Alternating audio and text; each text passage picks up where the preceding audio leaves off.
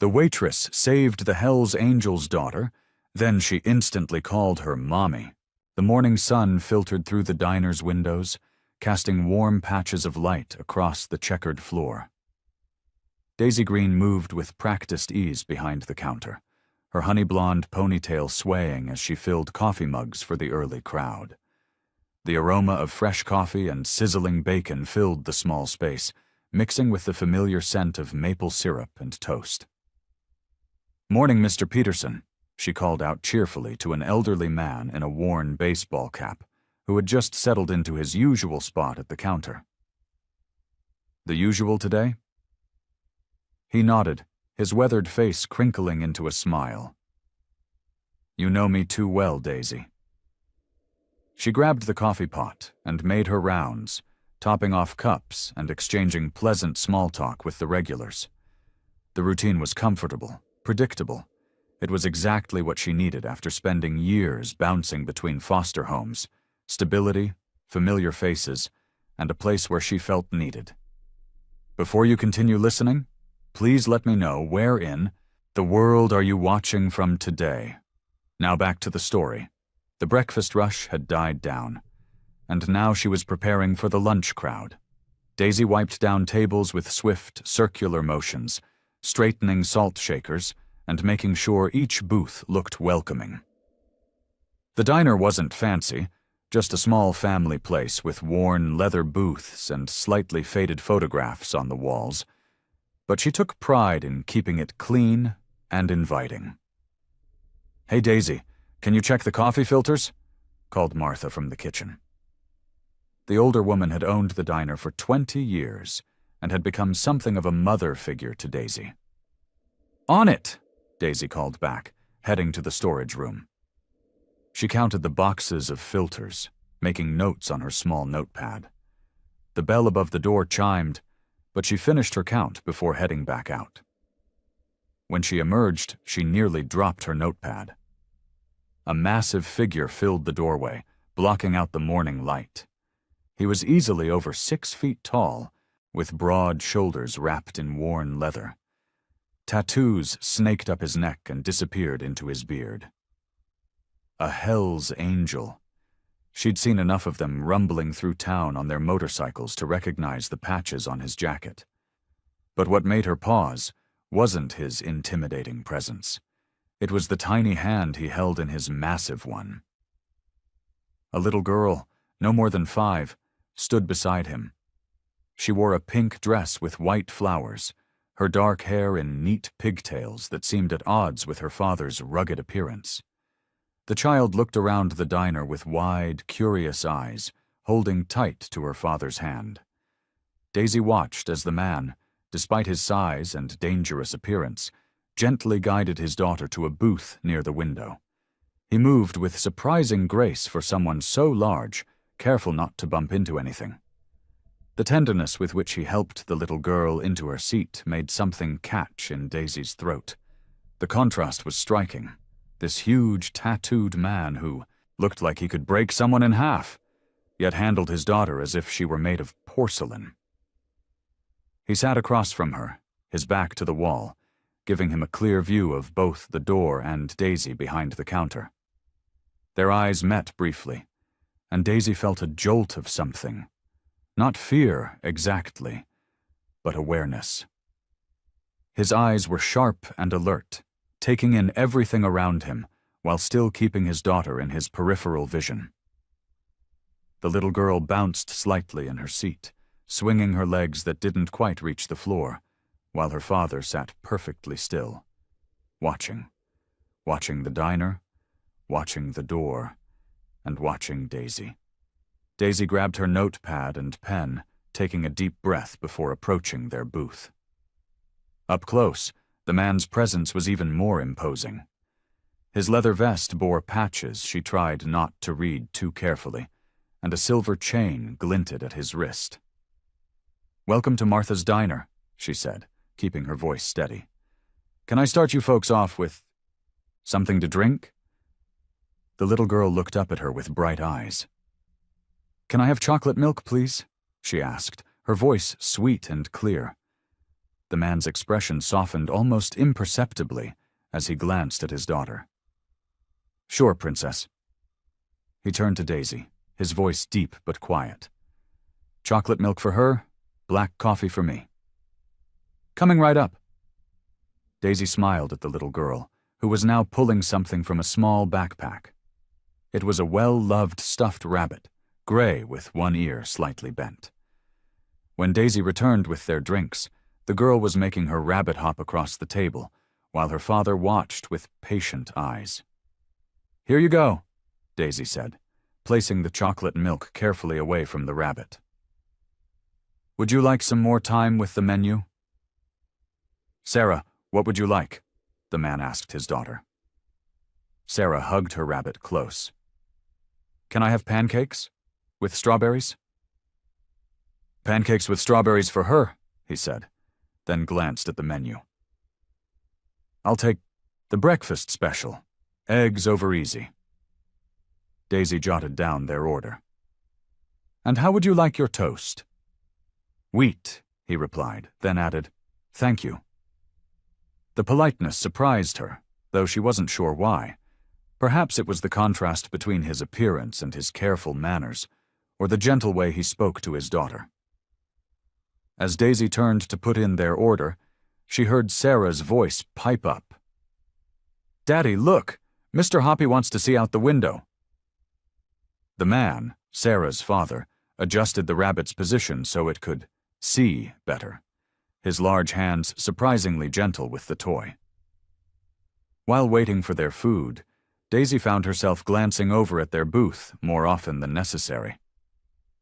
Sarah continued playing with her rabbit, occasionally whispering secrets to it that made her father smile slightly. It was clear he was protective. His eyes constantly scanned the diner, noting every person who entered or left. But with Sarah, he was nothing but patient and attentive. The breakfast rush had slowed to a trickle, but a few regulars still lingered over coffee refills. Mrs. Henderson, at the counter, waved Daisy over to discuss her grandson's recent graduation. As Daisy listened to the proud grandmother, she absently noticed the slight wobble of dishes on the high shelf that ran along the wall above the booths. That shelf had always been too high, too packed with heavy plates and serving dishes that Martha insisted on displaying. Daisy had mentioned it to Martha more than once, but the owner was attached to the setup, claiming it added character to the place. A customer's laugh drew Daisy's attention back to Mrs. Henderson's story. But then she heard it, a distinct creaking sound from above. Her head snapped up, eyes widening as she saw the shelf above Jack and Sarah's booth shift slightly, the dishes rattling ominously. The creak turned into a groan of straining wood. Time seemed to slow as Daisy watched the shelf give way, its contents beginning to slide forward. Her heart stopped. Directly below sat Sarah, innocently playing with her rabbit, completely unaware of the danger above. "No!" Daisy's scream pierced the quiet diner. She dropped her coffee pot, barely registering the crash as it shattered on the floor. Her legs were moving before her mind could catch up, propelling her toward the booth with desperate speed. Jack looked up at Daisy's cry, his expression changing from confusion to alarm as he followed her gaze to the falling shelf. He reached for Sarah, but the angle was wrong. He wouldn't be able to pull her away in time. Daisy's hands found Sarah's small shoulders, shoving her toward her father with all her might. The little girl tumbled into Jack's chest as he caught her, his other arm instinctively reaching out toward Daisy. The impact came like a thunderclap. Heavy ceramic plates and serving dishes crashed down onto Daisy's back and shoulders. Sharp pain exploded across her body as dish after dish struck her. She felt something crack. Maybe more than one something, and her knees buckled beneath her. The world tilted sideways. Through dimming vision, Daisy saw shards of pottery scattered across the checkerboard floor. Someone was screaming, probably Mrs. Henderson. The sound seemed far away, as if coming through water. Strong arms caught her before she hit the ground. Jack had managed to shift Sarah to one side while reaching out to break Daisy's fall. She found herself cradled against his chest, the leather of his vest cool against her cheek. His heart hammered beneath her ear, betraying the panic behind his controlled expression. "Someone call an ambulance!" Jack's voice boomed through the diner. Daisy tried to focus on his face, but everything was getting blurry. Her back felt wet. Blood or spilled coffee? She couldn't tell. "The ambulance is coming," someone said. 3 minutes out." Sarah's small face appeared in Daisy's fading field of vision, tears streaming down her cheeks. The little girl's hand found Daisy's, squeezing it tightly. Her stuffed rabbit was clutched in her other arm, forgotten in her distress. "Please wake up," Sarah whimpered, her voice trembling.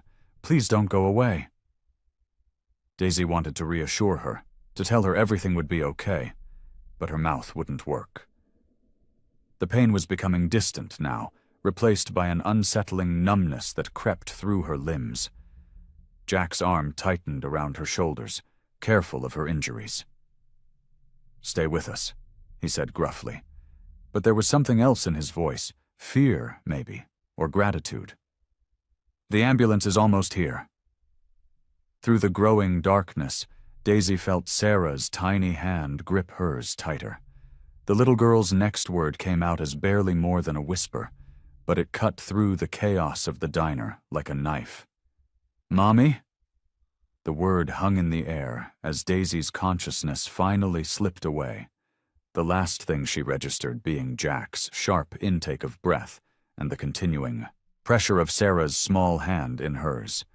Jack held Daisy's limp form, his mind reeling from Sarah's unexpected word.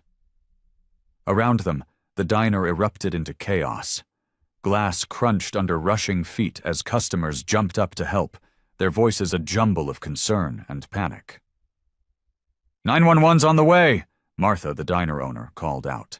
Her usually cheerful face was pale with worry as she gripped the phone tight. "They said 3 minutes!" Sarah pressed closer to Jack's side, her small body trembling. "Is she going to be okay, Daddy?" Her voice quivered, and fresh tears spilled down her cheeks. "She'll be fine, baby girl," Jack said, trying to keep his voice steady. He shifted Daisy carefully, supporting her head. Blood trickled from a cut on her forehead, and her breathing seemed shallow. Jack's jaw clenched. He'd seen enough injuries in his time with the Hells Angels to know this was serious. Someone, probably Ted, the cook, draped a clean tablecloth over Daisy's legs. "Keep her warm," he muttered, his usual gruffness tinged with concern. The wail of sirens grew louder, and Jack felt a rush of relief. Red and white lights flashed through the diner's windows, casting strange shadows across the scattered debris. 2 paramedics burst through the door, their movements quick and professional. "What happened?" the first paramedic asked, kneeling beside them. His name tag read, Mike. "The shelf fell," Jack explained, his voice rough. "She pushed my daughter out of the way, took the whole thing on her back." The second paramedic, Jenny, began checking Daisy's vital signs. "Multiple impacts, possible concussion," she reported. "We need to get her stabilized for transport." Jack watched as they worked, his protective instincts firing on all cylinders. "Take care of her," he growled, more commanding than asking. The paramedics glanced at him, probably startled by his intensity, but kept working. "Daddy," Sarah whispered, clutching her rabbit tighter. "Can we go with her?" Mike carefully fitted a neck brace on Daisy. "Sir, we need to move her now. Are you family?" "No, but—" Jack started. "She saved my daughter's life," he said firmly, "and she's got no one else.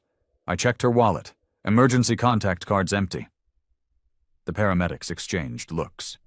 Jenny nodded. "Follow us to County General. We need to move fast."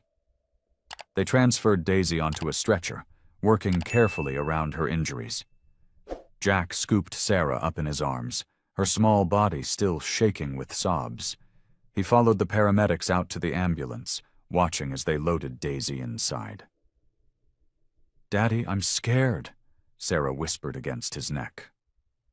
"I know, baby," he murmured, rubbing her back. "Me too." The ambulance door slammed shut, and the vehicle pulled away, sirens blaring. Jack stood in the parking lot, holding his daughter close, feeling more uncertain than he had in years. The woman who'd just saved his little girl was heading to the hospital, and Sarah had called her Mommy. He walked to his truck, securing Sarah in her car seat. His daughter's eyes were red from crying, her stuffed rabbit clutched tight against her chest. Jack climbed into the driver's seat, his hands gripping the steering wheel as he watched the ambulance's taillights disappear around the corner. For the first time in a long time, Jack Hawk Rollins didn't know what to do next. But he knew he couldn't just walk away, not after what Daisy had done for Sarah. Starting the engine, he pulled out of the parking lot, following the path the ambulance had taken toward County General. The fluorescent lights of County General's waiting room cast harsh shadows across Jack's face as he sat in an uncomfortable plastic chair. Sarah dozed fitfully beside him, her head resting on his leg, her stuffed rabbit tucked securely under her arm. The steady tick of the wall clock seemed to mock the endless wait. Jack pulled out his phone, his large fingers fumbling with the keypad as he dialed his brother, Mike's number. The phone rang 3 times before a familiar voice answered. "Hey, Hawk, what's up?" "Mike?" Jack's voice was rough. "Something happened at the diner." He explained the situation, his words coming out in short, clipped sentences. As he spoke, his free hand absently stroked Sarah's hair, finding comfort in the familiar gesture. "Jesus," Mike breathed. "And Sarah's okay?" "Yeah, thanks to the waitress." Jack swallowed hard. If she hadn't... He couldn't finish the sentence. "You need anything? Want me to come down?" Jack glanced at Sarah, then at the double doors leading to the emergency department. "No, just needed to tell someone." "Keep me posted, okay?" "Yeah." Jack ended the call and slipped the phone back into his jacket pocket. His mind kept replaying the accident, the sound of crashing dishes, Sarah's startled cry, Daisy's quick movement to protect his daughter. The memory of her lying unconscious in his arms made his chest tight. An elderly couple sat, across from them, stealing occasional glances at Jack's tattoos and leather vest. He was used to the looks, but today they barely registered. His attention remained fixed on the emergency department doors, willing them to open with news about Daisy. Sarah stirred, lifting her head. "Daddy? Is she okay yet?" "Don't know yet, sweetheart." He helped her sit up. "You hungry?" She shook her head, clutching her rabbit tighter. "I want to see her." Jack's heart clenched at the worry in his daughter's voice. "Soon as they let us, okay?" A nurse walked by, and Jack straightened, but she continued down the hall without stopping. He ran a hand through his beard, fighting the urge to pace. The waiting room felt too small, too confined, but he couldn't leave. Not until he knew. After what seemed like hours, the emergency department doors swung open. A doctor in blue scrubs approached them, clipboard in hand. Jack stood immediately, lifting Sarah into his arms. "Mr. Rollins?" The doctor consulted, his clipboard.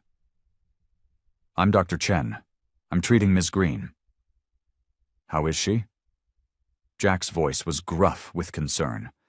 Dr. Chen's expression was carefully neutral. "Ms. Green is stable, but her condition is still critical. She sustained multiple injuries from the impact, including a severe concussion and some bruising to her spine. We're monitoring her closely, but she may remain unconscious for some time." Sarah's arms tightened around Jack's neck. "Can we see her?"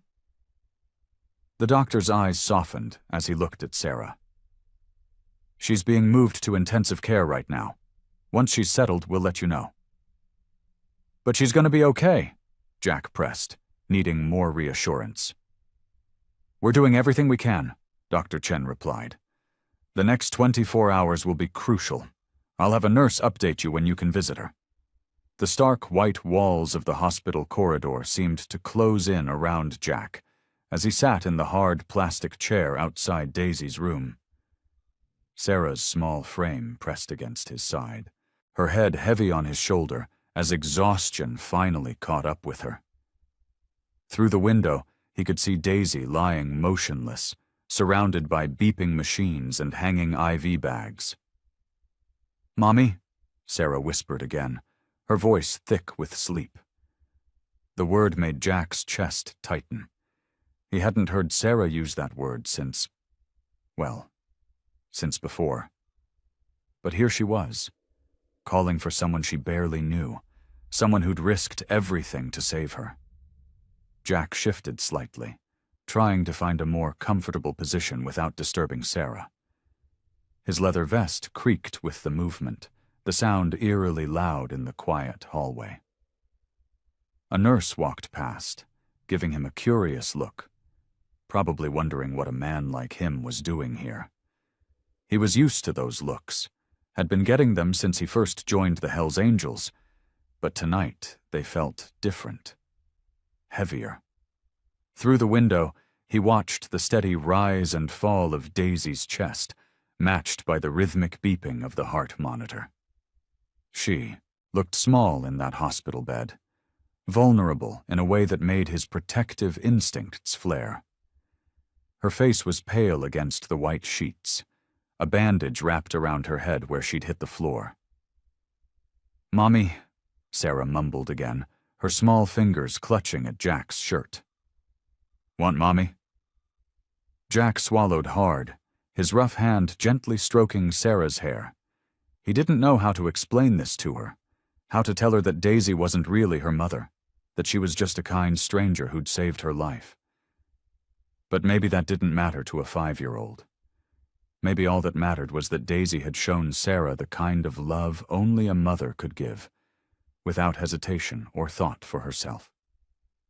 The fluorescent lights buzzed overhead, casting shadows across Daisy's still form. Jack found himself studying her face, trying to memorize every detail. She was young, too young to be lying in a hospital bed because of him, because his presence in that diner had somehow led to this moment. Nurse entered Daisy's room, checking her vitals with practiced efficiency. Jack watched as she adjusted something on one of the machines, scribbled on a chart, and left again. The whole time, Daisy didn't stir. Sarah's breathing had grown deeper, more even, and Jack thought she'd finally fallen asleep. But suddenly, she sat up straight, her eyes wide and clear. "Mommy's gonna be okay," she announced with absolute certainty. Jack startled at the unexpected movement, looking down at his daughter's face. There was something in her expression, an innocence, yes, but also a conviction that shook him to his core. She wasn't asking a question or seeking reassurance. She was stating a fact, as simple and true as the sky being blue. The certainty in her voice, the way she'd already accepted Daisy as Mommy, the bond that seemed to have formed in just a few short hours, it all unsettled him in ways he couldn't quite explain. This wasn't part of the plan. None of this was part of the plan. But looking at Sarah's trusting face, and then at Daisy's still form in the hospital bed, Jack realized that maybe plans weren't what mattered anymore. Morning sunlight filtered through the hospital room's thin curtains, casting long shadows across the linoleum floor. Jack shifted uncomfortably in the chair beside Daisy's bed, his large frame making the small plastic seat creak in protest. Sarah stood next to him, her tiny hands gripping the bed rail as she peered at Daisy's sleeping form. The steady beeping of machines filled the quiet room. Nurses had been in and out all morning, checking vitals and adjusting medications, but now it was just the three of them. Jack hadn't slept much. Couldn't sleep, really. Every time he closed his eyes, he saw the shelf falling, heard the crash of dishes, watched Daisy's body crumpling to the floor. "Can I touch her hand, Daddy?" Sarah whispered, her voice small and uncertain. "I'll be real gentle." Jack nodded, his throat tight. "Just be careful of the tubes, Princess." Sarah reached out, her small fingers barely grazing Daisy's pale hand. The contrast was striking, Sarah's warm, living touch against Daisy's still form. The bandage around Daisy's head looked stark white against her dark hair, and bruises had bloomed across her temple overnight. "I brought Teddy," Sarah said softly, holding up her worn, stuffed bear. "He always makes me feel better when I'm sick." She carefully tucked the bear next to Daisy's arm, arranging it just so. Jack watched his daughter, amazed at her gentle nature. Sarah had always been kind, but this was different. The way she looked at Daisy, with such concern and care, it made his chest ache. He'd never seen her connect with anyone like this before. A nurse poked her head in, clipboard in hand. "How's our patient doing?" "The same," Jack replied gruffly, running a hand through his beard. The nurse checked a few readings on the machines, made some notes, and left them alone again. Sarah hadn't moved from her spot, her eyes fixed on Daisy's face as if willing her to wake up. "Her hand moved, Daddy," Sarah suddenly exclaimed, bouncing on her toes. "I felt it." Jack leaned forward, noticing the slight flutter of Daisy's eyelids. His heart rate picked up as he watched her face for any sign of consciousness. Sarah squeezed Daisy's hand gently, and this time there was definitely movement in response. "Should I get the nurse?" Sarah asked, but before Jack could answer, Daisy's eyes began to open. It happened slowly, a slight frown, a deeper breath. Then finally her eyes blinked open. They were unfocused at first, confused, as she tried to make sense of her surroundings. Jack found himself holding his breath as she turned her head slightly, taking in the hospital room. When her gaze landed on him and Sarah, recognition flickered across her face, followed quickly by confusion. Her lips parted, and in a voice rough from disuse, she asked, "What happened?" "You're in the, hospital," Jack said softly, trying to keep his voice steady. "There was an accident at the diner. You saved Sarah from a falling shelf." "Mommy!" Sarah exclaimed, relief evident in her voice as she reached for Daisy's hand again. Daisy's eyes widened at the word, and she looked from Sarah to Jack, clearly unsure how to respond. The machines continued their steady beeping as an awkward silence filled the room, broken only by Sarah's happy humming as she stroked Daisy's hand. The afternoon sun warmed Daisy's hospital room as she sat propped up against her pillows, still feeling groggy from the pain medication. Her head throbbed dully, a constant reminder of the accident. The doctors had told her she was lucky. The impact could have been much worse. A soft knock at the door made her look up. Jack's large frame filled the doorway, with Sarah peeking around his leg. The little girl's face lit up when she saw Daisy awake. "We brought you something," Sarah announced, holding up a paper bag decorated with crayon drawings. "I made it myself." Daisy couldn't help but smile, even though it made her head hurt more. "That's so sweet of you, Sarah." Jack guided Sarah into the room, his movements careful and measured, so different from the intimidating biker she'd first seen in the diner. He pulled up a chair while Sarah climbed onto the foot of the bed, careful not to jostle Daisy's legs. "How are you feeling today?" Jack asked, his deep voice gentle. "Better," Daisy replied, though they both knew it wasn't entirely true. The bruises on her face had darkened, and simple movements still made her dizzy. The doctor says I'm improving. Sarah opened the paper bag and pulled out a handful of colorful drawings. I drew you pictures to make the room prettier, she explained, showing Daisy each one. This is you, and this is me, and this is Daddy. Daisy's throat tightened as she looked at the crayon figures, stick people holding hands, surrounded by hearts and flowers. In each drawing, the three of them were together, like a family. She didn't know how to respond to that. Thank you, Sarah. They're beautiful, she managed. Jack cleared his throat. The nurses said you were asking about going back to work. I need to, Daisy said firmly. I can't afford to stay here much longer. The bills are already piling up, and I have rent due next week. The doctor said you need at least another week of rest, Jack countered, leaning forward in his chair. You took that hit protecting Sarah. Let me help with the medical bills. Daisy's pride flared up immediately. No, absolutely not. I appreciate the offer, but I can handle my own expenses. Daisy. I said no, she interrupted, her voice sharper than intended. Sarah looked up from her drawings, concern crossing her young face. Daisy softened her tone. I've always taken care of myself. I'm not about to change that now. Jack ran a hand through his beard, frustration evident in his gesture. Being independent doesn't mean you have to do everything alone. Yes, it does, Daisy insisted. I've learned the hard way that depending on others only leads to disappointment.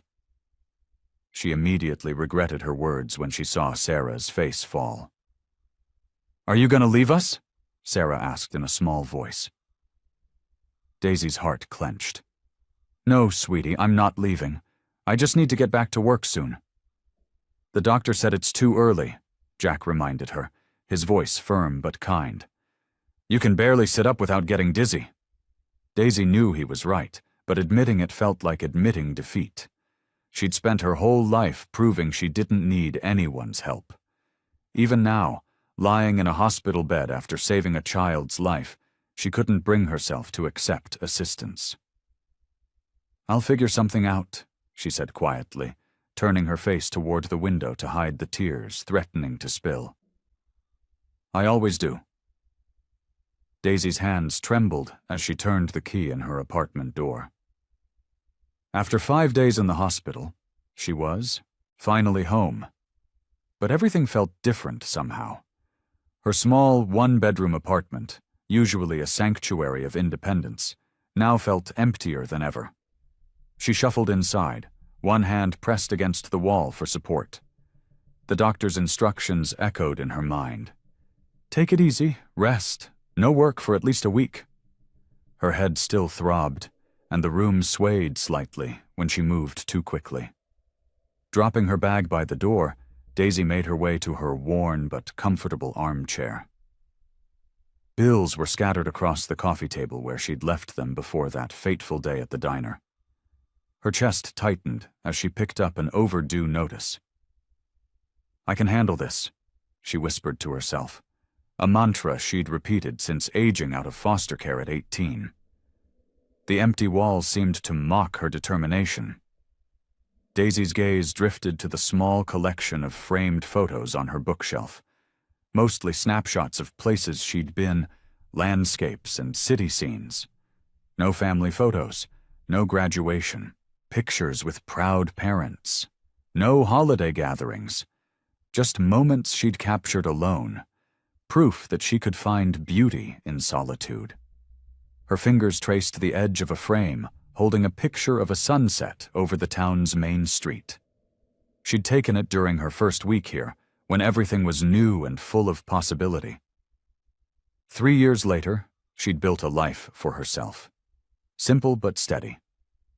Now, with mounting medical bills and forced time off work, that stability felt like sand slipping through her fingers. A soft knock at the door startled her from her thoughts. Through the peephole, she saw Jack's imposing figure, holding something in his hands.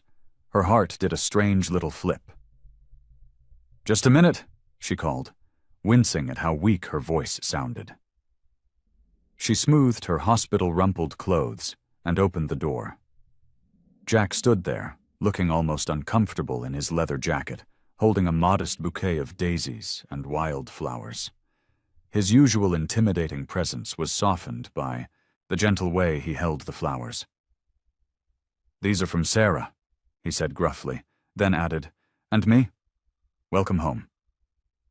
Daisy's throat tightened as she accepted the bouquet. No one had ever brought her flowers before. "Thank you," she managed. "Would you like to come in?" Jack stepped inside, his large frame making her apartment feel even smaller. His eyes took in the sparse furnishings, the neat organization, the absence of personal touches. She saw him noting everything, but appreciated that he said nothing. "I've been thinking," he started, standing awkwardly in her living room. "I know some people who could help with the medical bills. No strings attached. Or I could—" "Jack," Daisy interrupted gently, setting the flowers on her kitchen counter. "I appreciate it, I really do, but I need to handle this myself." She paused, gathering her thoughts. "My whole life, I've had to prove that I can make it on my own. It's not just about the money, it's about knowing I can do this." Jack's expression softened, understanding flickering in his eyes. "Being strong doesn't mean never accepting help." "Maybe not," Daisy agreed, managing a small smile. "But thank you. For the flowers, for checking on me. It means a lot." Daisy sat on her small apartment couch, flipping through a magazine without really seeing the pages. The sound of quick footsteps in the hallway made her look up. A familiar knock followed. 3 quick taps, then 2 slow ones. Sarah's special knock. "Come in," Daisy called, knowing Jack would be with his daughter. The door opened, and Sarah burst in, her backpack bouncing against her small frame. "Mommy!" she exclaimed, running toward Daisy with open arms. Behind her, Jack stepped inside, his expression unreadable as he watched his daughter wrap her arms around Daisy's neck. "Careful with Daisy, sweetheart," Jack reminded gently. "She's still healing." Sarah pulled back, her face suddenly serious. "Sorry, Mommy, does it still hurt?"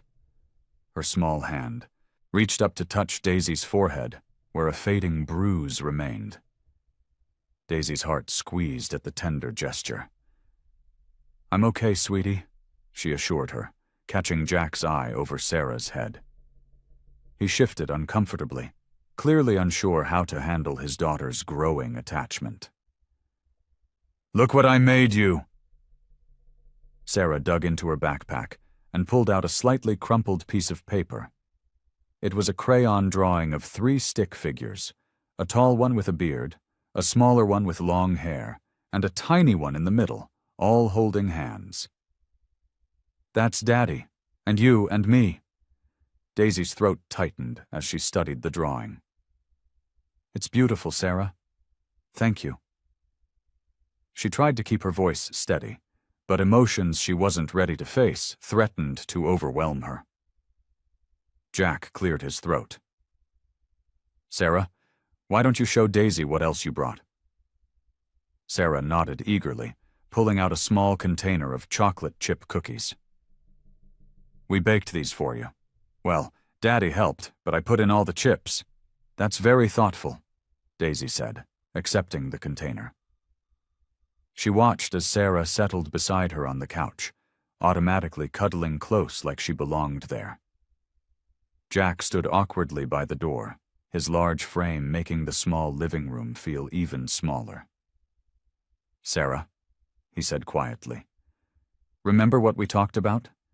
About calling people by their proper names?" Sarah's bottom lip trembled slightly. "But—" She looked up at Daisy with wide eyes. "But you take care of me like a mommy. You saved me from the falling dishes, and you make me special pancakes at the diner, and you give the best hugs." Daisy felt tears prick at her eyes. She glanced at Jack, seeing his struggle reflected in his tense shoulders and furrowed brow. This wasn't something either of them had planned for, How about we have some cookies?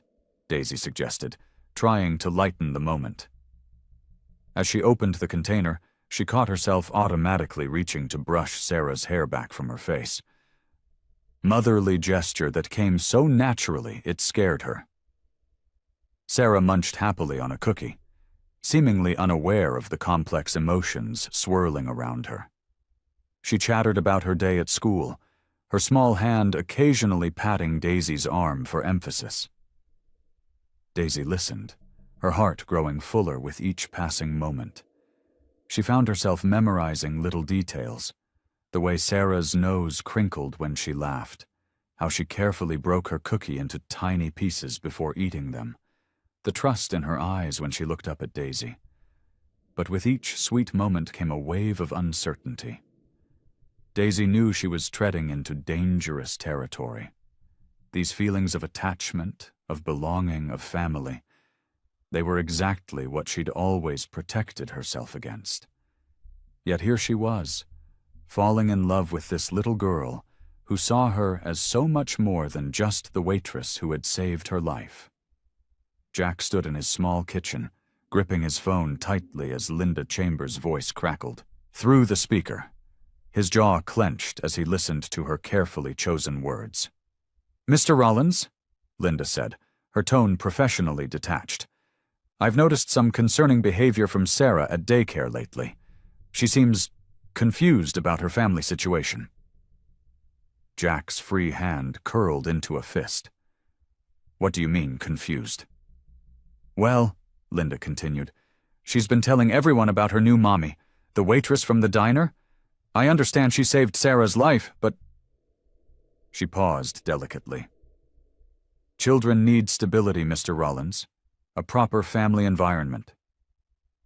"I provide everything Sarah needs," Jack said, his voice low and controlled despite the anger building in his chest. "Of course, but given your background, and now this unusual attachment to a stranger—" Linda's words hung in the air. "There are wonderful families who could provide Sarah with a more traditional home life." Jack's vision blurred red. "Are you suggesting I'm merely thinking of what's best for Sarah?" Linda cut in smoothly. "Child Services tends to agree that stable, conventional family units are ideal." After ending the call, Jack paced his living room like a caged animal. The mention of Child Services had hit him hard. He grabbed his keys and headed to Daisy's apartment, needing someone to talk to who wouldn't judge him. When Daisy opened her door, she immediately noticed his distress. "Jack, what's wrong?" He stepped inside, running a hand through his hair. "Linda Chambers called, from the daycare." His voice was rough with emotion. "She thinks Sarah needs a more stable environment." The last words came out as a bitter laugh. Daisy sat on her couch, patting the spot next to her. "Tell me everything." Jack remained standing, too agitated to sit. "She brought up Child Services, Daisy. Said Sarah's confused about her family situation." He turned to face her. "Because she calls you Mommy." Understanding dawned on Daisy's face. "Oh, Jack." "I know I'm not perfect," he continued, pacing again. "I know my past isn't great, but Sarah is everything to me. Everything." His voice cracked slightly. Daisy stood up, approaching him carefully. "Maybe Sarah does need more support." Jack whirled around. "Not you too," he growled. "I don't need someone else telling me how to raise my daughter." "That's not what I meant," Daisy said firmly. "I meant maybe she needs more people who care about her, not less. More love, not a different family." Jack's shoulders remained tense, but some of the anger left his eyes. "Linda doesn't see it that way. She looks at my tattoos, hears about my past with the Hells Angels, and decides I'm not fit to be a father." "But you are fit," Daisy insisted. "Anyone who sees you with Sarah knows that." Jack leaned against the wall, suddenly looking tired. "Tell that to Child Services." He rubbed his face with both hands. "I can't lose her, Daisy, I can't." You won't, Daisy said, but Jack just shook his head. The weight of Linda's implications heavy on his shoulders. The cheerful sounds of children playing filled the air as Daisy approached Little Sprout's daycare. Her heart felt heavy, knowing the conversation ahead wouldn't be easy. The building was bright and welcoming, with colorful drawings decorating the windows and a small playground visible around the side. Linda Chambers stood at the entrance, arms crossed, watching the children at play. Her neat appearance and pressed clothes contrasted sharply with the chaos of running footsteps and happy squeals around her. When she spotted Daisy, her expression tightened. "Miss Green?" Linda said, her tone cool but professional. "I wondered if you might stop by." "I need to understand what's happening with Sarah," Daisy said, getting straight to the point. "Jack told me about your call." Linda's lips pressed into a thin line. She gestured toward her office. "Let's talk inside." The office was orderly, with children's artwork carefully arranged on one wall and certificates prominently displayed on another. Linda settled behind her desk, folding her hands in front of her. "Miss Green, I know you care about Sarah," Linda began, "but surely you can see this situation isn't healthy." Daisy sat straighter in her chair. "What situation exactly? A child calling a virtual stranger mommy after a traumatic event?" Linda raised her eyebrows. "And then there's Mr. Rollins himself." "Jack is a good father," Daisy insisted. Linda pulled out a thick folder. "Are you aware of his history with the Hells Angels?" She began listing off incidents. "Multiple arrests for fighting, suspected involvement in drug trafficking, though never convicted, and various other run-ins with the law." Daisy's stomach churned. She knew Jack had a past, but hearing it laid out so clinically made it sound worse than she'd imagined. "That was years ago," she said weakly. "People don't change overnight," Linda countered. "He still associates with those people." Just last week, 3 motorcycles were parked outside his house. What kind of environment is that for a 5-year-old girl? Daisy remembered those motorcycles, Jack's brother and 2 old friends checking on him after the accident. They'd brought Sarah a stuffed bear. "You don't see him with Sarah," Daisy tried again. "He's gentle with her, patient. She adores him." "Love isn't always enough." Linda's voice softened slightly. "Children need stability, structure, positive role models. Mr. Rollins might love his daughter, but is he really what's best for her?" The question hit Daisy hard.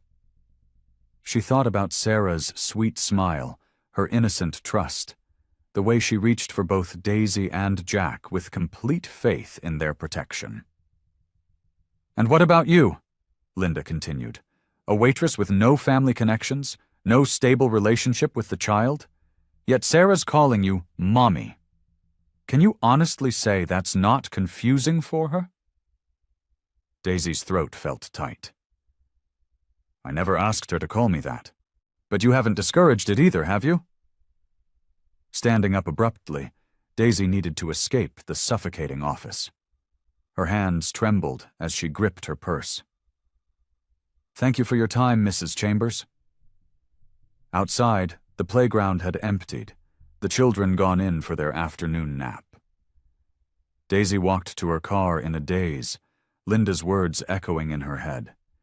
She sat behind the wheel, not starting the engine, just staring at the colorful building that suddenly seemed more threatening than welcoming. What was best for Sarah? The question tormented her. Jack's love was genuine, fierce, and protective, but his past and present connections to the biker world were undeniable. And where did Daisy fit in all this? Was she helping or making things worse by allowing Sarah's attachment to grow? She pressed her forehead against the steering wheel, feeling tears prick at her eyes. The thought of Sarah being taken away made her chest ache, but she couldn't deny that Linda's concerns had some merit. The weight of the situation pressed down on her, leaving her lost and uncertain about what to do next. The evening sun cast long shadows through Daisy's small apartment window when a heavy knock echoed through the room. She knew who it was before opening the door. Only Jack knocked with that particular mix of hesitation and determination. "Can we talk?" Jack's large frame filled the doorway, his usual confidence seemingly dimmed. He wore his leather jacket, but it hung loose on his shoulders, as if he'd forgotten to adjust it properly. Daisy stepped aside to let him in, her heart racing. The tiny living room felt even smaller with Jack in it. "I talked to Linda today," she said, watching his face carefully. Jack's jaw tightened. "That's why I'm here." He paced the small space between her couch and TV stand. "She called me again. Mentioned you'd stopped by." "Jack, she has some valid points." "Valid points?" His voice rose slightly. "That woman doesn't know anything about me. Or Sarah." "She knows your history." Daisy wrapped her arms around herself. "The Hells Angels, the arrests. That's my past." Jack turned to face her, his eyes blazing. "I've changed. Everything I do now is for Sarah." "But your friends still come around. The motorcycles, the late-night visits. They're my family." Jack's fist came down on the kitchen counter, making Daisy jump. He immediately looked ashamed. "I'm sorry. I shouldn't have." Daisy felt tears welling up. "I know you love Sarah. Anyone can see that. But maybe Linda's right. Maybe love isn't enough." "Don't say that." Jack's voice cracked. "Sarah needs me, and she needs you too." "Does she?" Daisy's voice wavered. "Or are we just confusing her more? She calls me Mommy, Jack. I'm not her mother. I'm just a waitress who got hurt trying to help." "You're more than that." Jack stepped closer, his presence both intimidating and comforting. "Sarah sees something in you that I see too. Something good. Something real." "I'm scared," Daisy admitted, the words tumbling out before she could stop them. "I'm scared of getting too close to you both. I'm scared of wanting to be her mother.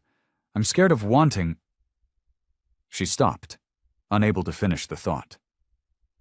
"Wanting what?" Jack's voice was soft now, gentler than she'd ever heard it. "Wanting to be part of your family." The admission hung in the air between them. "But I can't be what Sarah needs. I can't give her the stability Linda talks about." "That's not true." Jack reached for her hand, his calloused fingers wrapping around hers. "You've given her more stability in these few weeks than she's had in years. You've given us both something we didn't even know we needed." Daisy pulled her hand away, the touch too intense. "But what happens when they try to take her away? When they decide your past makes you an unfit father? I can't watch that happen. I can't lose her." The words surprised them both. Daisy hadn't meant to reveal so much. But there it was, the truth she'd been avoiding. She didn't want to lose Sarah. The thought of the little girl being taken away, placed with strangers who didn't know how she liked her sandwiches cut into triangles, or how she needed her stuffed elephant to fall asleep, was unbearable. Jack stepped closer, his presence steady and warm. "Then help me fight for her. Help me prove them wrong." The law office smelled of leather and old books. Jack shifted uncomfortably in the plush chair, his leather jacket creaking against the expensive furniture. The lawyer, Mr. Peterson, sat across from him, reviewing papers through wire-rimmed glasses. "Your situation is complicated, Mr. Rollins," Peterson said, looking up. "Your past associations with the Hells Angels will be a significant obstacle." Jack's fingers drummed against his knee. "I left that life behind years ago. Sarah's all I care about now." "The court will want proof of that." Peterson shuffled through more papers. "Employment history, character references, evidence of a stable home environment. Do you have any of these?" "I've been working as a mechanic for 3 years," Jack said. Own my own garage now. It's small, but it's honest work. Peterson made a note. That's good. What about Sarah's living situation? School records? Medical care? She's enrolled in first grade, never missed a doctor's appointment. Jack pulled out a folder from his jacket. I've got all her records here. The lawyer examined the documents, nodding slowly. This shows responsibility, but we'll need more. Character witnesses would help tremendously. Jack thought of Daisy, how naturally she fit into their lives, how Sarah's eyes lit up whenever she was around. There's someone, a friend. She's good with Sarah. The waitress from the accident? Peterson raised an eyebrow. Ms. Green could be a valuable witness. Her act of protecting Sarah shows your daughter is well cared for, even by strangers. Back at home, Jack found Sarah playing with her stuffed elephant in the living room. She looked up and smiled. Daddy, can we visit Mommy today? His heart clenched at her words.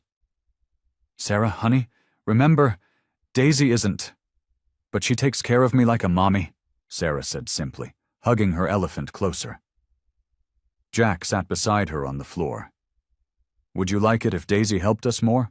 If she was around more often? Sarah's face lit up. Yes. Can she live with us? It's not that simple, sweetheart. Jack pulled her into his lap. But I'm going to fight to keep you with me, and maybe Daisy will help us. Later that evening, Jack drove to Daisy's apartment. She opened the door wearing an oversized sweater, her hair pulled back in a messy bun. Jack, is everything okay? I met with a lawyer today, he said, stepping inside. About Sarah's custody. Daisy's expression softened. How did it go? I need help, Jack admitted, the words feeling strange in his mouth. The lawyer says I need character, witnesses, people who can vouch for me as a father. And you want me to... You've seen me with Sarah. You know I'm not the man they think I am. Jack's voice grew rough with emotion. Will you help me fight for her? Daisy wrapped her arms around herself, a gesture Jack had come to recognize as her way of processing difficult decisions. The courts might not see me as the best character witness. I'm just a waitress. You're the woman who risked her life to save my daughter, Jack countered. You're the person Sarah trusts most, besides me. That means something. Daisy was quiet for a long moment, then looked up at him with determined eyes. Okay, she said softly. I'll help you fight for her. But Jack... She stepped closer, her voice firm. You have to be honest with me about everything. No surprises. If I'm going to stand up for you in court, I need to know what I'm defending. Everything, Jack promised. No more secrets. The morning light filtered through Daisy's kitchen window as she packed 3 brown paper lunch bags. She smiled, remembering how this routine had started just 2 weeks ago, when she'd discovered Jack was sending Sarah to school with nothing but peanut butter sandwiches. A growing girl needs more than just sandwiches, she'd told him, hands on her hips. Now here she was, carefully wrapping turkey and cheese sandwiches with lettuce, adding apple slices, and tucking in little notes for Sarah. She even packed one for Jack, though she skipped the notes for him. The knock at her door came right on schedule. Sarah burst in, her backpack bouncing. Morning, Mommy Daisy. The title still made Daisy's heart skip a beat. She'd tried correcting Sarah at first, but Jack had pulled her aside. Let her call you what feels right, he'd said. She needs this. Good morning, sweetie. Daisy handed Sarah her lunch bag. I put extra carrots in there today. Jack stood in the doorway, filling it with his broad frame. His leather jacket was gone, replaced by a clean work shirt with Rollins Auto Repair stitched on the pocket. You don't have to do this every morning, he said, but his eyes were warm. I know. Daisy handed him his lunch. But I want to. They walked Sarah to school together, something that had also become part of their morning routine. Sarah skipped ahead, chattering about her upcoming art project. Jack and Daisy followed behind, their shoulders occasionally brushing. "The lawyer called yesterday," Jack said quietly. "He thinks having you around is good for our case. Shows stability." Daisy nodded, watching Sarah. "Is that the only reason you're letting me help?" Jack stopped walking. When Daisy turned to face him, his expression was serious. "You know it's not." After dropping Sarah off, Daisy helped Jack at the garage for a few hours, answering phones and organizing paperwork. She'd discovered he was horrible at keeping records, and the filing system she implemented had already saved him hours of frustration. "Mrs. Henderson's car is ready," she called out to Jack, who was bent under the hood of a pickup truck. "And don't forget Sarah has her doctor's appointment at 3. He emerged, wiping his hands on a rag. "What would I do without you?" "Probably forget half your appointments and lose all your invoices," she teased. The day passed quickly, and soon they were picking Sarah up from school. The little girl ran to them both, hugging Daisy first, then Jack. "Can we get ice cream?" she asked, her eyes hopeful. Jack looked at Daisy, who shrugged. "Why not? We could all use a treat." At the ice cream parlor, Sarah got chocolate with extra sprinkles. Jack chose vanilla, and Daisy picked strawberry. They sat at a small, round table, Sarah between them, sharing spoonfuls of each other's flavors, and laughing at the sprinkles that somehow ended up on Jack's nose. Watching them, Daisy felt something shift inside her. This wasn't just helping out anymore. This wasn't just being a character witness or making sure Sarah ate proper lunches. This was family. Different and unexpected, but real all the same. Sarah offered Daisy another bite of her ice cream. "Try it, Mommy Daisy. The sprinkles make it magic." Daisy caught Jack's eye over Sarah's head. He was watching them with an expression she'd never seen before. Soft, vulnerable, hopeful. She took the offered bite, letting the sweetness melt on her tongue, and for the first time since the accident, she felt completely, perfectly at home. Jack sat in his lawyer's office, the leather chair creaking under his weight. The manila folder on the desk seemed to mock him, filled with papers that could tear his family apart. Mr. Peterson, his lawyer, adjusted his wire-rimmed glasses and cleared his throat. "I won't sugarcoat this, Jack. The court is reviewing Linda's petition, and they're taking her concerns seriously." Mr. Peterson's voice was gentle but firm. "Your past association with the Hells Angels is weighing heavily against you." Jack's fingers dug into the armrests. "That's not who I am anymore. I understand that, but the court sees a pattern of violent behavior, multiple arrests. Those charges were dropped." Jack's voice boomed through the small office. Mr. Peterson held up his hands. I know, but the fact remains. Linda's daycare has an excellent reputation, and she's presenting herself as a stable alternative for Sarah's care." The rage that Jack had worked so hard to contain began to simmer. His jaw clenched, and a vein pulsed in his temple. "She's my daughter. And no one's disputing that, but the court's primary concern is Sarah's well-being." Jack stood up abruptly, sending his chair scraping backward. He paced the office like a caged animal, his boots heavy on the carpet. "I've changed everything. Got a legitimate business, made a home. Sarah's happy." "Jack, please sit down." Mr. Peterson waited until Jack complied. "There's more. They're questioning your living arrangements with Daisy." "What about them? She helps with Sarah." "The nature of your relationship is unclear. Is she a girlfriend? A nanny? The court prefers clear, stable family structures." Jack's fist came down on the desk, making the coffee cup rattle. "This is bull!" "Jack!" Daisy's voice cut through his anger. She'd been sitting quietly in the corner, taking notes, but now she stood. This isn't helping. The drive home was tense. Jack's knuckles were white on the steering wheel, and Daisy kept glancing at him worriedly. When they pulled up to his house, he slammed the car door so hard the whole vehicle shook.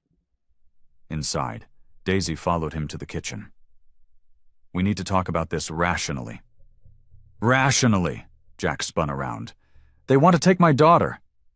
Nobody's taking Sarah anywhere yet, but you need to stay calm." "Don't tell me to be calm." His voice rose. "You heard them. My past, our living situation, everything I've built, it's not good enough for them." Daisy stepped closer, reaching for his arm. "Maybe we need to consider..." "Consider what?" Jack jerked away. "Letting them win? Letting them say I'm not fit to be a father?" "That's not what I meant." Daisy's voice grew firm. "But if you keep losing your temper like this, you're only proving them right." The words hit Jack like a physical blow. He stared at her, betrayal written across his face. "So you agree with them?" "Of course not. But we need to be smart about this.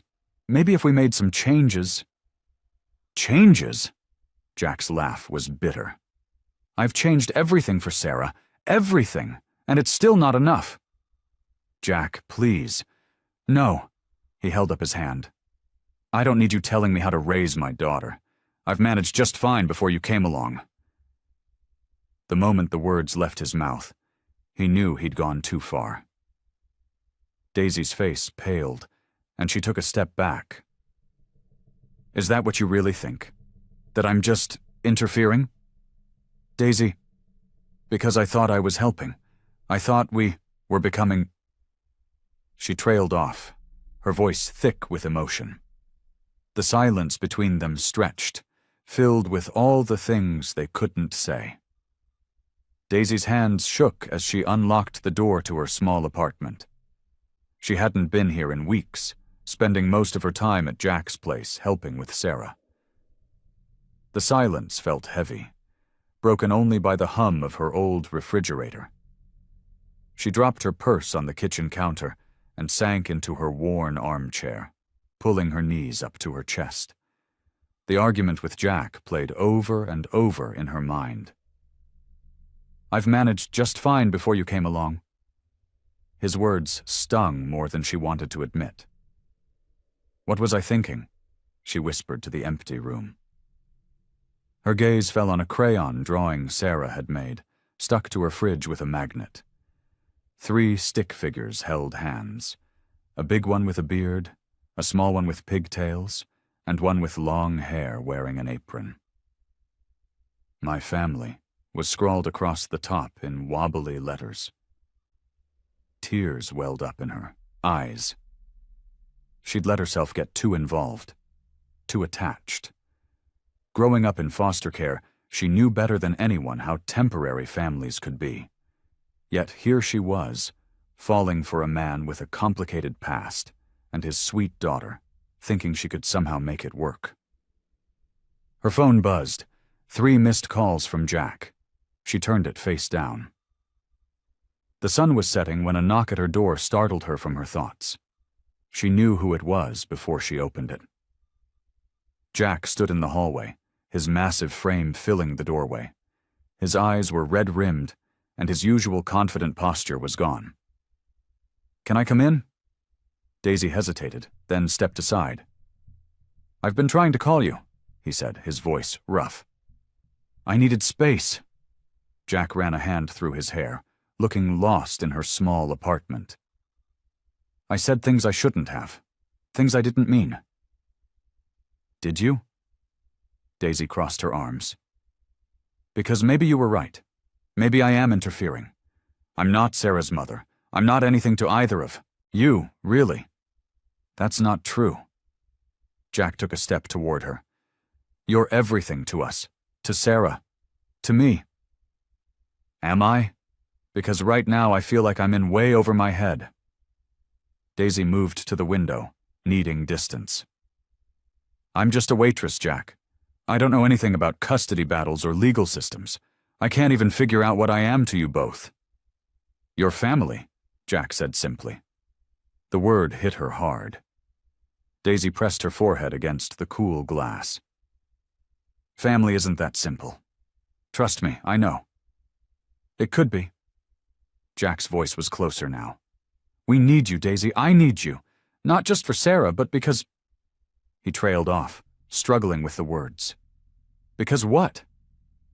Daisy turned to face him. Because you make us better. You make me better. Jack's eyes met hers. I know I'm a mess. I know my past is complicated. But when you're with us, it feels like maybe we have a chance. Daisy felt her resolve wavering. I don't know if I can do this, Jack. The pressure, the uncertainty, what if we lose? What if they take Sarah anyway? Then we fight, together. Jack reached for her hand. Just don't give up on us yet. Daisy looked down at their joined hands, her small one almost disappearing in his large, calloused grip. She wanted to believe him, wanted to believe they could make this work. But the fear of loss, of not being enough, still gnawed at her heart. I need time, she whispered. To think. The evening air was crisp as Daisy walked through the quiet neighborhood park. Streetlights cast long shadows across the empty playground, where she'd watched Sarah play just days ago. Her footsteps crunched on fallen leaves as she wrapped her arms around herself, trying to sort through the mess of emotions in her heart. A child's laughter echoed from a nearby house, making her pause. She remembered the first time Sarah had called her Mommy in the hospital. Back then, it had scared her. Now, the memory made her chest ache with longing.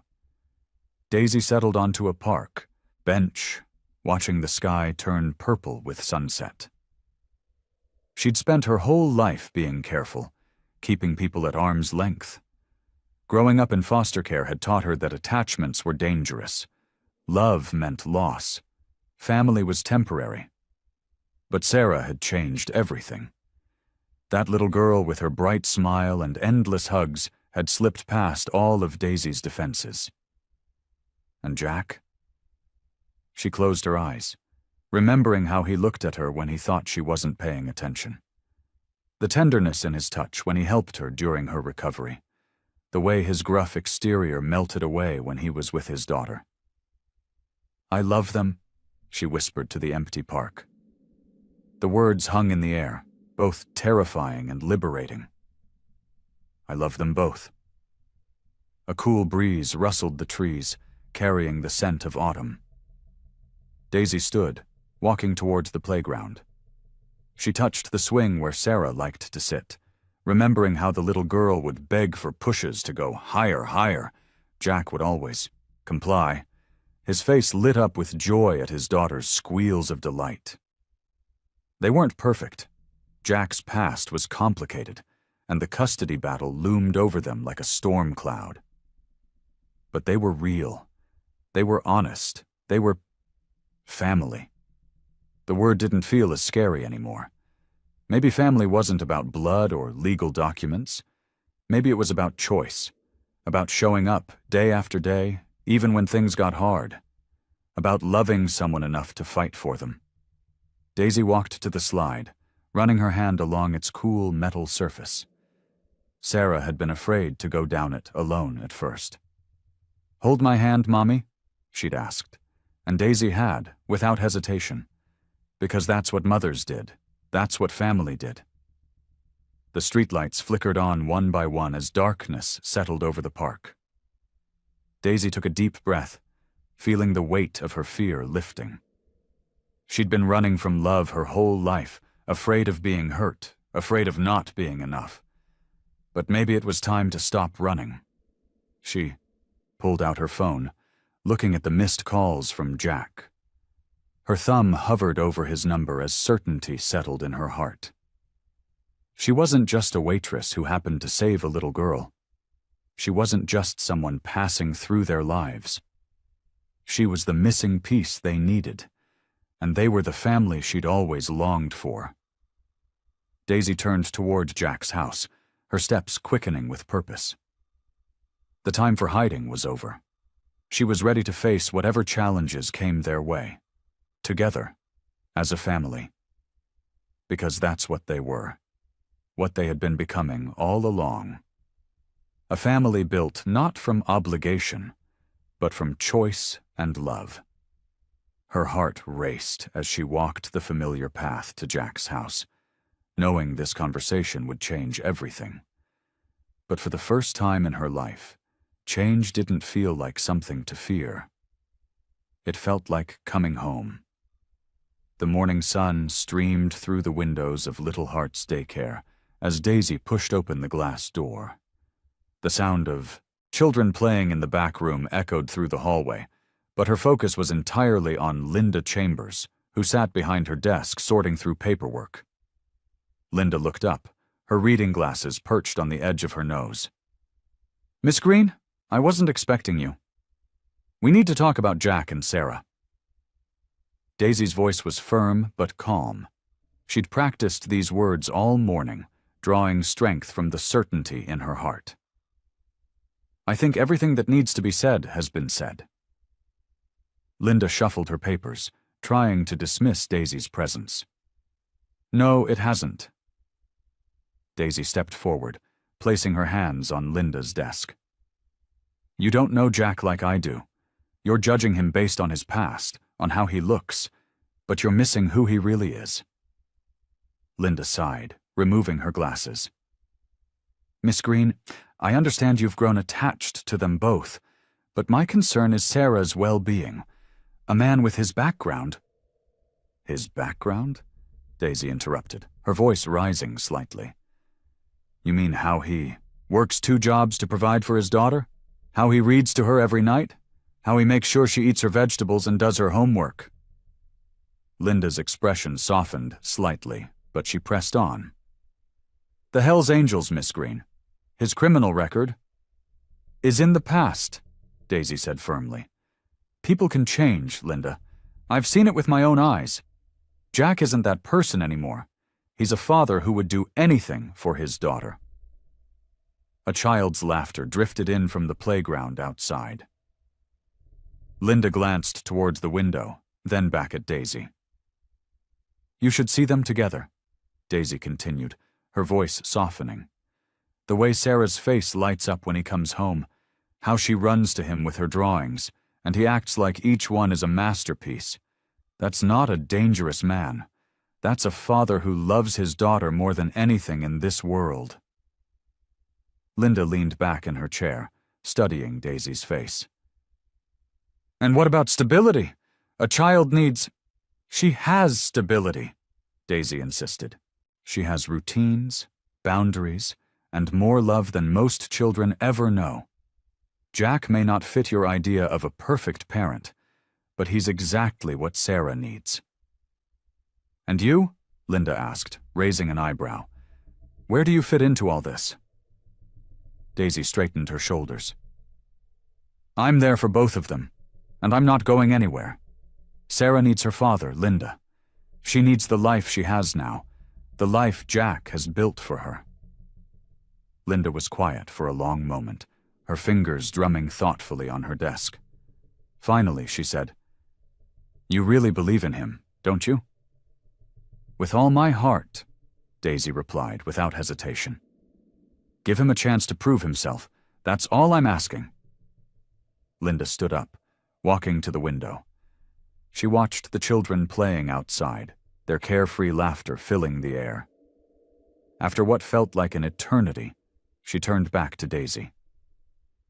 3 months, she said finally. "I'll delay my recommendation for 3 months. If Mr. Rollins can demonstrate consistent stability during that time." She paused, meeting Daisy's gaze. "Well, we'll reassess then." Relief flooded through Daisy's body, but she kept her composure. "Thank you, Linda. You won't regret this." "I hope not," Linda replied, sitting back down at her desk. "For Sarah's sake, I truly hope not." The carousel's cheerful music filled the air as Sarah rode her pink horse, waving excitedly each time she passed by. Jack and Daisy stood side by side at the railing, watching her pure joy light up the warm afternoon. "I never thought I'd have moments like this," Jack said quietly, his eyes fixed on Sarah. The sunlight caught the silver in his beard, softening his usually intimidating appearance. "For years, my life was just chaos." Daisy turned to look at him, noting how his shoulders seemed less tense today. He'd traded his usual leather jacket for a simple blue button-down shirt, and somehow it made him look more vulnerable. "The Hells Angels became my family when I was just a kid. Myself," he continued, his voice low enough that only Daisy could hear.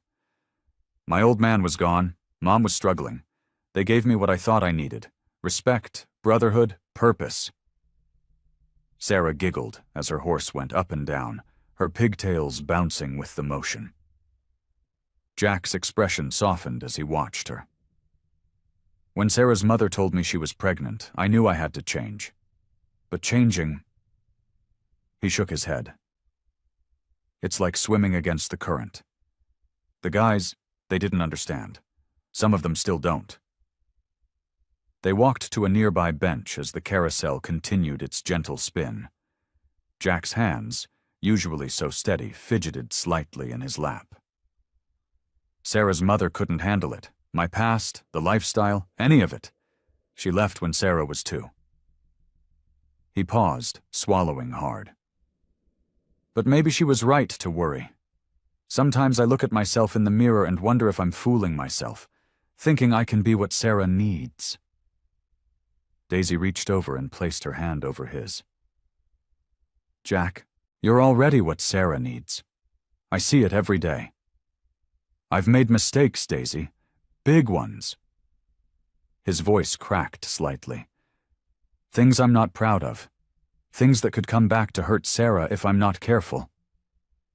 A cool breeze rustled through the trees around them. The carousel slowed to a stop, and Sarah ran over, her face flushed with excitement. "Daddy, did you see how high my horse went?" She climbed onto the bench between them. "I sure did, Princess." Jack smiled, but Daisy could see the moisture in his eyes. "How about some ice cream?" As they walked to the ice cream stand, Sarah skipping ahead, Jack spoke again. "I'm trying to be better. For her, for—" He glanced at Daisy. "For all of us." At the ice cream stand, Jack ordered their treats: chocolate for Sarah, vanilla for Daisy, and nothing for himself. He pulled out his wallet, and Daisy noticed something she hadn't before: a small photo of Sarah as a baby, worn at the edges from being handled so often. While Sarah sat on a nearby picnic table, happily absorbed in her ice cream cone, Jack turned to Daisy. "I know I probably don't deserve a second chance, but I want to do right by both of you. No more secrets, no more walls." Daisy studied his face, the worry lines around his eyes, the sincerity in his expression, the way he watched Sarah with such tender devotion. This wasn't the intimidating biker who had first walked into her diner. This was a man fighting to become something better, someone worthy of the love he'd found. She saw the truth of him now, stripped of pretense and protection. In his vulnerability, she found strength. In his honesty, she found trust. The man before her wasn't perfect, but he was real, and he was trying. Sometimes, Daisy realized, that was the bravest thing of all. Jack's hands trembled as he held the official court document. Sitting in his lawyer's office, he read the words again and again, barely able to believe they were real. Full custody. Sarah would stay with him. The fight was over. "Congratulations, Mr. Rollins," his lawyer said, smiling from behind the polished desk. The judge was particularly impressed by the character testimonials, especially Ms. Green's. Her dedication to Sarah's well-being made quite an impact. Jack nodded, his throat tight with emotion. Daisy's words in court had been powerful, honest, heartfelt, and full of genuine love for Sarah.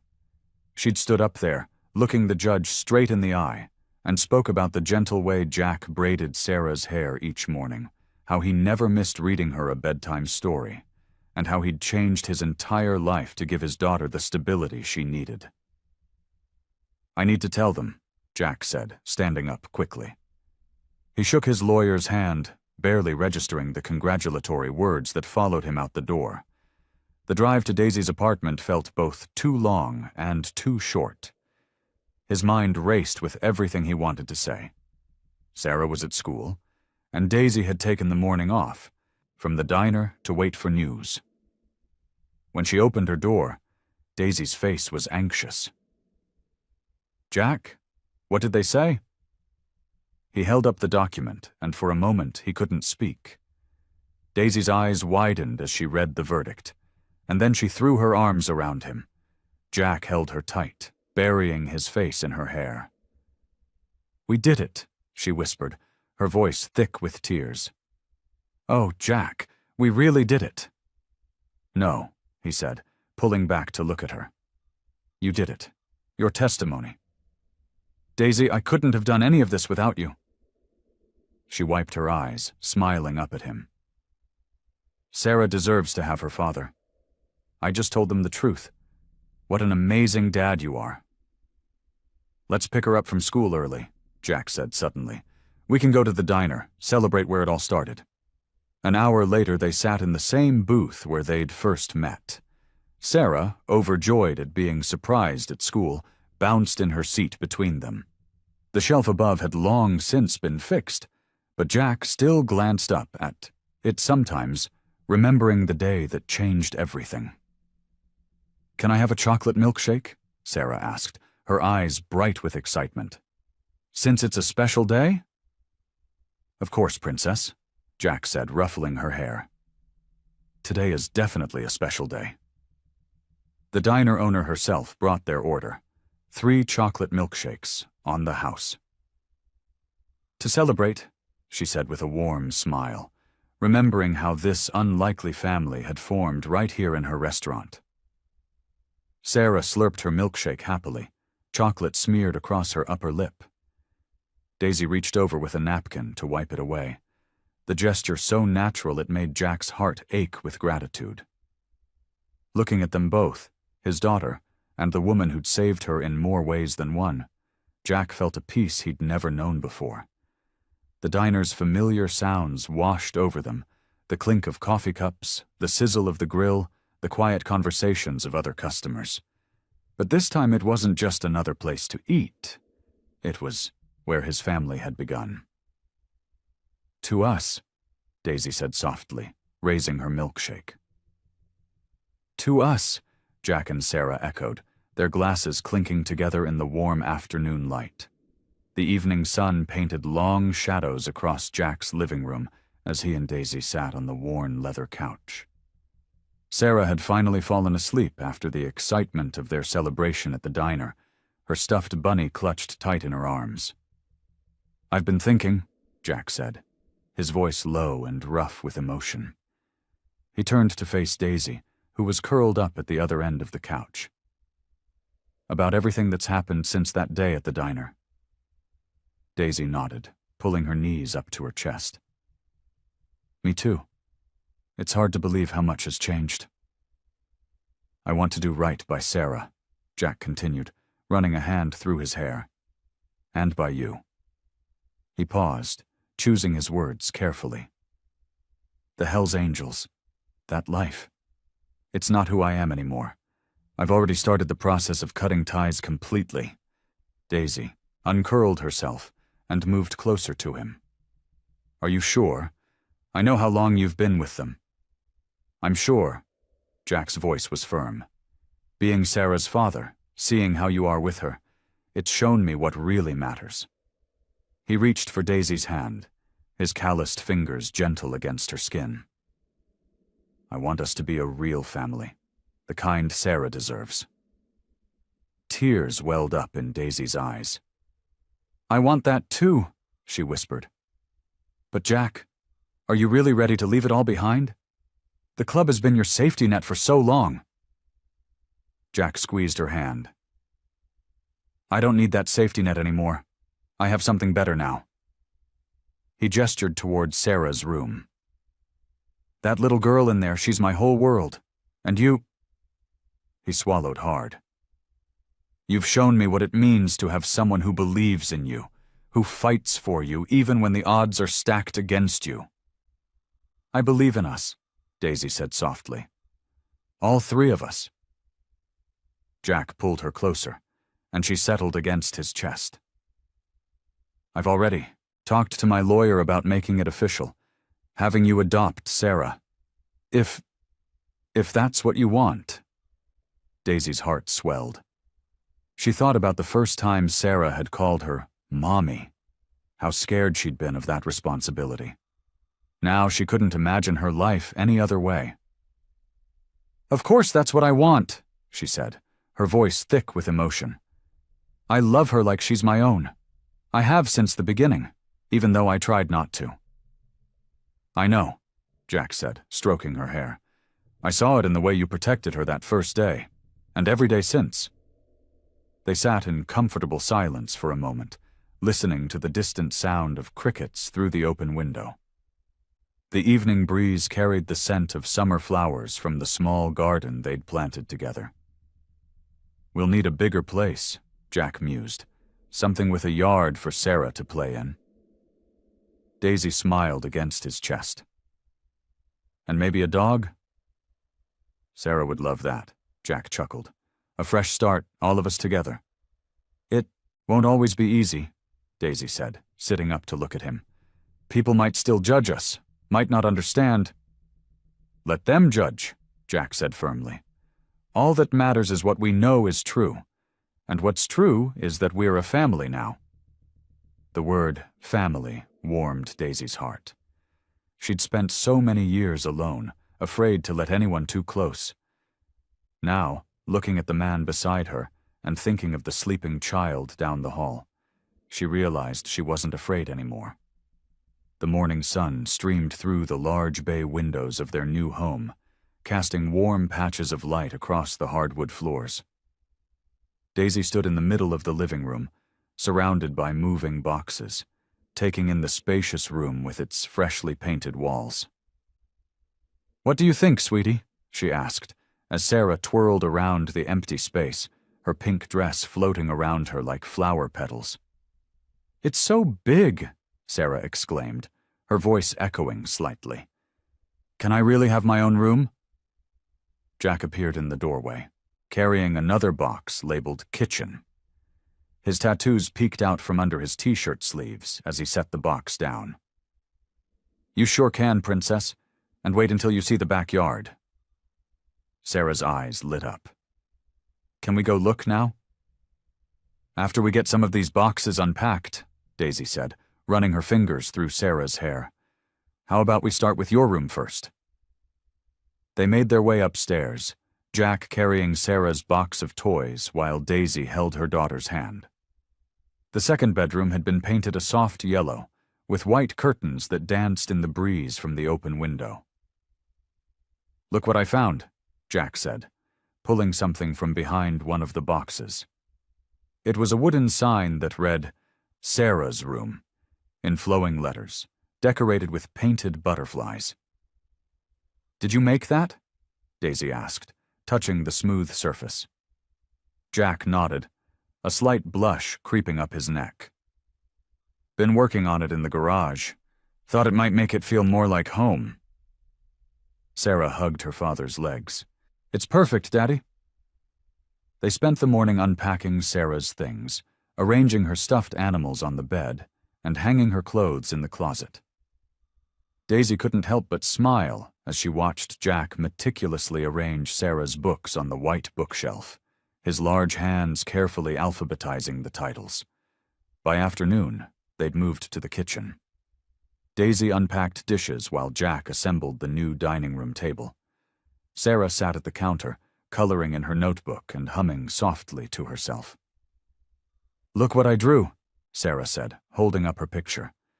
It showed 3 stick figures holding hands in front of a house. "That's us." Daisy walked over to look at the drawing, her heart warming at the sight. The tallest figure had what looked like tattoos, drawn as squiggly lines on the arms. The middle figure had long yellow hair, and the smallest wore a triangle dress. "It's beautiful, sweetheart," Daisy said, kissing the top of Sarah's head. "Can we hang it on the fridge?" Sarah asked, hopefully. "Of course we can," Jack said, standing up from his work on the table.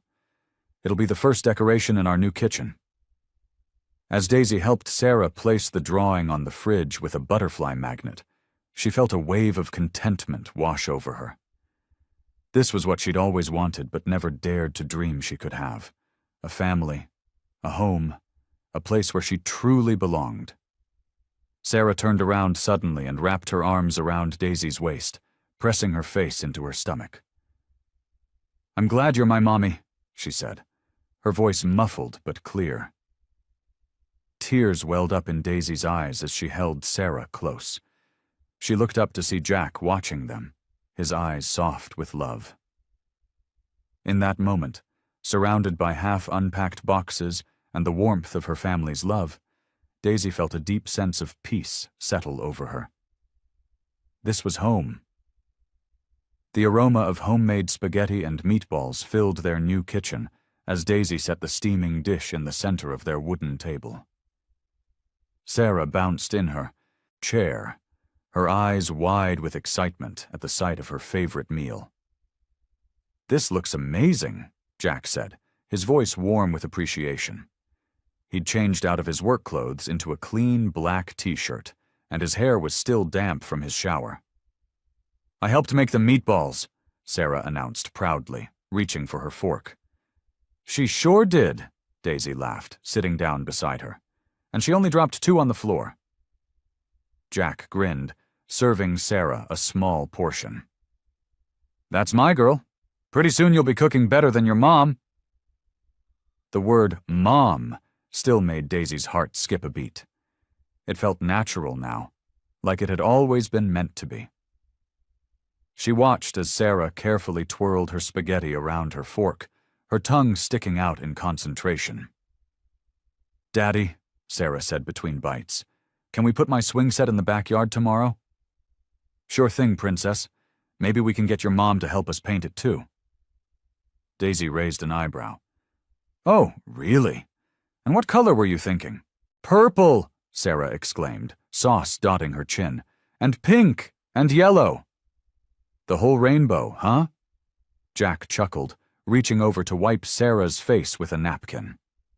The tender gesture, coming from such a large, tattooed man, made Daisy's heart melt.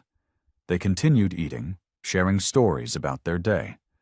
Sarah told them about the butterfly she'd seen in the garden, spreading her arms wide to show its wingspan. Jack described the motorcycle he'd fixed at work, making engine noises that had Sarah giggling uncontrollably. Daisy sat back in her chair, taking in the scene before her. The dining room walls were still bare, waiting for family photos to fill them.